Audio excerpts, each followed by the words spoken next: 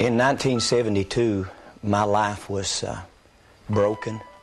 I was a drug addict. I was a criminal. My family was broken. My wife had filed for divorce a couple of times. My children were afraid of me. I really couldn't hold a job.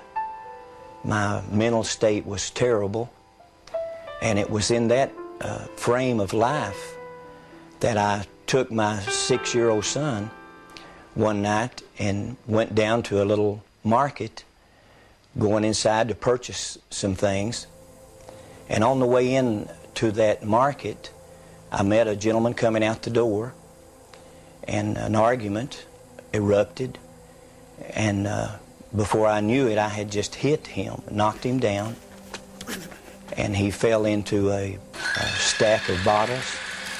The bottles bursted, and immediately he leaped up with a broken bottle and began to stab at me.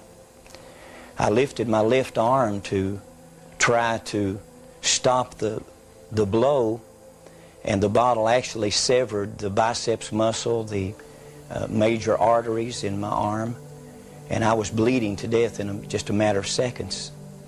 But full of anger and hatred and rage, I kept fighting and kept bleeding.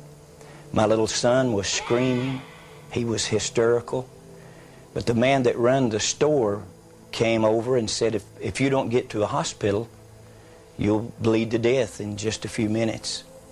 So he actually took me in my own automobile to the hospital, and when we entered the emergency room, I was barely conscious. And as the medical attendants began to work on me, I could hear their voices, and I could hear them saying, "We can't help him. He'll have to be transported to another hospital. Probably will lose the arm." And as they loaded me into an ambulance, my wife had arrived by that time and got in the ambulance with me.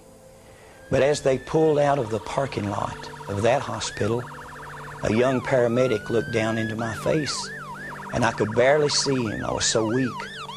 But he said, "Sir, you need Jesus Christ." And I didn't know Jesus. I didn't know what he was talking about. So my reaction to that was to begin cursing. And again, he stated to me, "You need Jesus." And as he was talking to me, it appeared like the ambulance literally exploded in flames. I thought it had actually blown up. It filled with smoke, and immediately I was moving through that smoke as if through a tunnel. And after some period of time coming out of the smoke and out of the darkness, I began to hear the voices of a multitude of people screaming and groaning and crying. But as I looked down, the sensation was looking down upon a volcanic opening and seeing fire and smoke and people inside of this burning place screaming and crying. They were burning, but they weren't burning up. They weren't being consumed. And then the sensation of moving downward into this. He was thrashing, just thrashing about, and moaning and groaning, and it was like there was a battle going on. I wasn't a Christian at the time, and I didn't even know anything about spiritual battles. But it was scary to me in the fact that I could feel it. I could feel it was like light and darkness. It was like he was fighting against something.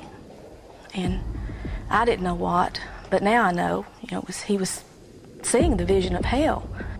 But the most terrible part of it, I began to recognize many of the people that I was seeing in these flames, as if a close-up lens on a camera was bringing their faces close to me. I could see their features and see the agony and the pain and the frustration.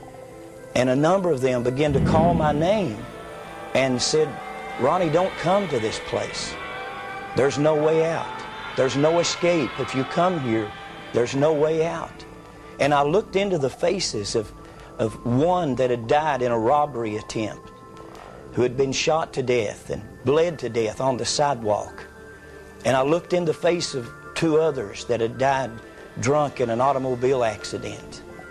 And I looked into the face of others that had died of drug overdoses, that we had partied together, and the agony and the pain. But I believe the most painful part of it was the loneliness. And the depression was so heavy that there was no hope. There was no escape. There was no way out of this place. And the smell was like sulfur, like an electric welder. And the stench was terrible. And as I looked at this, I had seen people killed. I had been involved in fights where people were killed. I've done time in prison for manslaughter myself. I grew up basically in a reform school and in a jail cell. I was beat on mercifully as a child by a father that had temper problems and alcohol problems. I was a runaway at 12 years old, and I felt like there was nothing in this world that could frighten me. My life was wrecked, my marriage was wrecked, my health was wrecked, but now I'm seeing something that literally scares me to death because I don't understand it.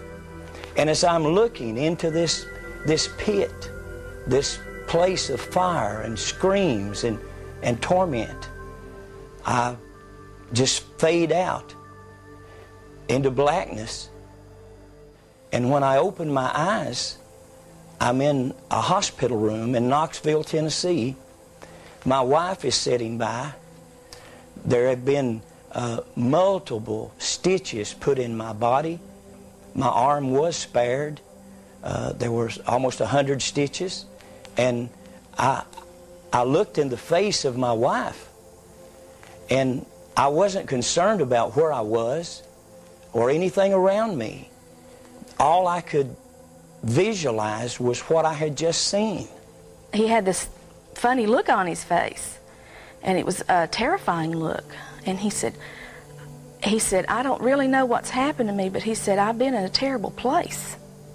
And I kept telling him, you're in the hospital. You've been in the hospital all along. And he kept saying, no. He said, I've been in another place. He said, I don't know exactly what it was, but he said it was terrible. It was a terrible place. I could still hear the screams. I could still smell the terrible smell. I could still feel the heat. And I could still hear the voices of people that I'd known through the years screaming for me to go back. And through the days to come, I tried every way to get that out of my mind. I tried to get drunk. I could not.